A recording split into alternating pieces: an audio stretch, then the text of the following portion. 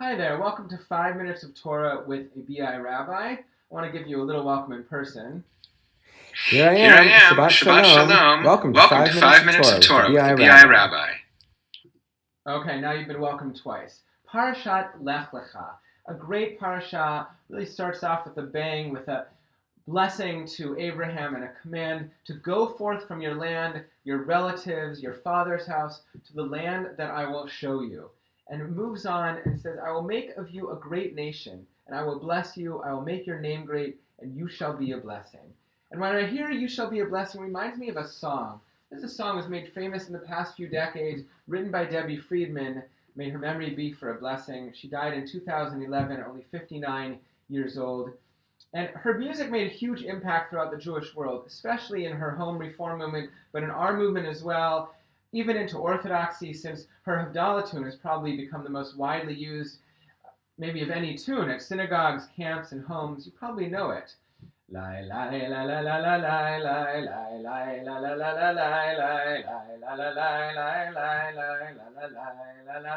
Yep, that's hers. It's only a few decades old, not centuries.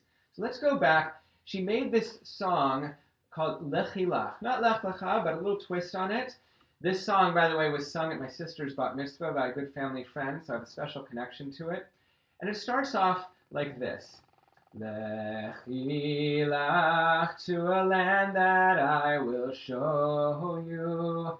Lech lecha to a place you do not know. So she doesn't start with Lech lecha, she starts with Lech.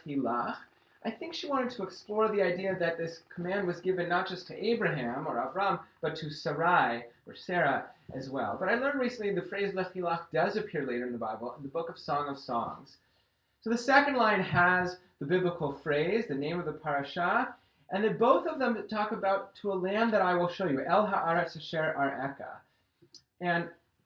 But it's a scary place. It's a place you do not know. It's tough to go to a place that's not familiar.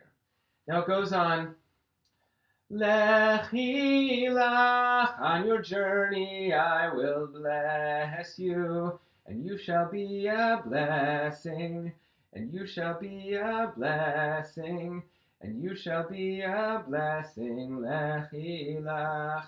So the third and fourth lines introduce the concept that God is blessing Avram and Sarai, and the comfort that that promise brings. Va'avarechecha and Vehyeh bracha. I will bless you, and you shall be a blessing. Vehyeh bracha. So, because it's scary to go from your native land and your father's house and your relatives to a strange place, the promise to bless Avram and the directive for him to be a blessing is really, I think, a comfort, and right from the verses of the biblical text. So let's move on to the second stanza. Lechi lach, and I shall make your name great. Lech lecha, and all shall praise your name. So, va'agadala shemecha, I shall make your name great, from the word gadol. And all shall praise your name. Now, that one is from the next verse, verse 3. I'm going to talk about it a little bit later as we wrap up our 5 minutes of Torah. So making your name great, another promise to Abraham or Avram in the biblical text.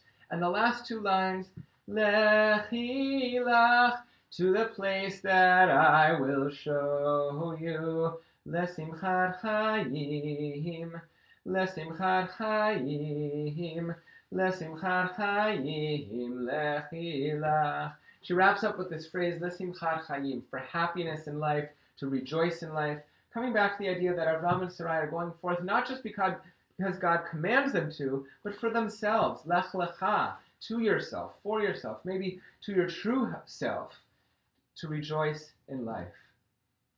And the third verse of the Parashah, Va'avaracha, Mivarachecha, Umakalelcha Aor. It's really tongue twisters. I will bless those who bless you and curse him that curses you. And I want to focus on this last bit. V'nivrachu v'cha kol mishpachot hadama. All the families of the earth shall bless themselves by you. Now what does this mean? How could other families, other peoples on the earth bless themselves by us or through us? If you know a little bit about Hebrew, you know v'nivrachu is a nifal verb with the nun in the beginning. It's like nichtav, often passive. It was written. But in biblical Hebrew, the nifal can be reflexive. They will bless themselves by you. So maybe what that means is that people on the earth, other families, other nations on the earth will look at us and say, I want to bless myself and my family, that we will have values and principles like the descendants of Abraham and Sarah do. And that's not easy. It means we need to be a light unto the nations and conduct ourselves so that we are worthy of being called dugmaot, role models, such that the people would see us and want to emulate the words and actions and values that we put into the world. And you shall be a blessing, and you shall be a blessing, and you shall be a blessing. Lekh. Shabbat Shalom.